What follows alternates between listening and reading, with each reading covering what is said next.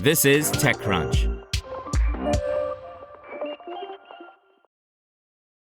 Every now and then, a Silicon Valley startup launches with such an absurdly described mission that it's difficult to discern if the startup is for real or just satire. Such is the case with Mechanize, a startup whose founder and the nonprofit AI research organization he founded called Epoch is being skewered on X after he announced it. Complaints encompass both the startup's mission and the implication that it sullies the reputation of his well-respected research institute. A director at the research institute even posted on X, "Yay, just what I wanted for my B-Day, a comms crisis." Mechanize was launched on Thursday via a post on X by its founder, famed AI researcher Tamay Besiroglu. The startup's goal, Besiroglu wrote, is the full automation of all work and the full automation of the economy. Does that mean Mechanize is working to replace every human worker with an AI agent bot? Essentially, yes. The startup wants to provide the data, evaluations, and digital environments to make worker automation of any job possible. Besiroglu even calculated Mechanize's total addressable market by aggregating all the wages humans are currently paid. The market potential here is absurdly large. Workers in the U.S. are paid around $18 trillion per year in aggregate. For the entire world, the number is over 3 times greater, around $60 trillion per year, he wrote. Besiroglu did, however, clarify to TechCrunch that our immediate focus is indeed on white-collar work rather than manual labor jobs that would require robotics. The response to the startup was often brutal. As ex-user Anthony Aguirre replied, "Huge respect for the founder's work at Epoch, but sad to see this. The automation of most human labor is indeed a giant prize for companies, which is why many of the biggest companies on Earth are already pursuing it. I think it will be a huge loss for most humans." But the controversial part isn't just this startup's mission.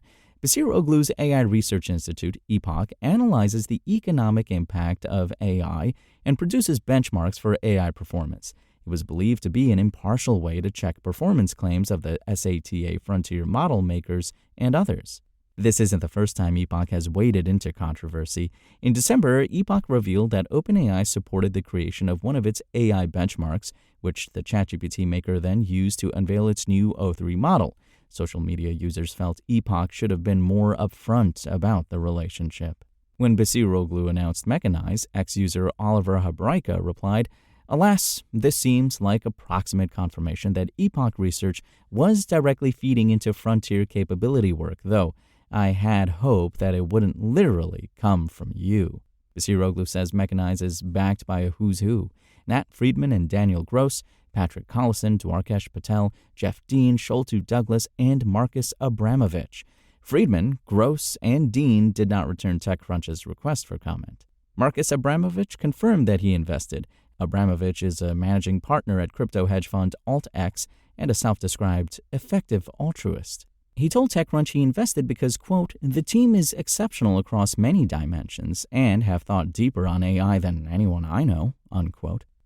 Still, Besiroglu argues to the naysayers that having agents do all the work will actually enrich humans, not impoverish them, through explosive economic growth. He points to a paper he published on the topic.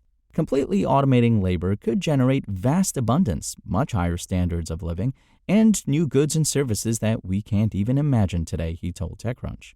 This might be true for whoever owns the agents, that is, if employers pay for them instead of developing them in-house, presumably by other agents.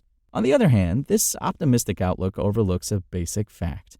If humans don't have jobs, they won't have the income to purchase all the things the AI agents are producing.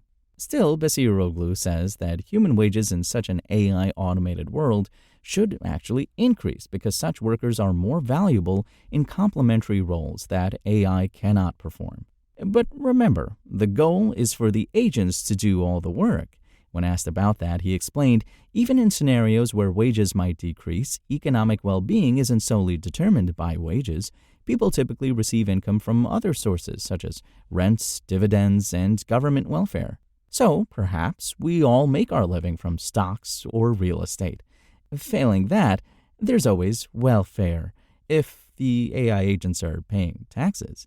Even though Basiroglu's vision and mission are clearly extreme, the technical issue he's looking to solve is legit. If each human worker has a personal crew of agents that helps them produce more work, economic abundance could follow, and Basiroglu is unquestionably right on at least one thing. A year into the age of AI agents, they don't work very well. He notes that they are unreliable, don't retain information, struggle to independently complete tasks as asked, and can't execute long-term plans without going off the rails. However, he's hardly alone in working on fixes. Giant companies like Salesforce and Microsoft are building agentic platforms. OpenAI is too, and agent startups abound, from task specialists, example outbound sales, financial analysis, to those working on training data. Others are working on agent pricing economics. In the meantime, Basiroglu wants you to know Mechanize is hiring,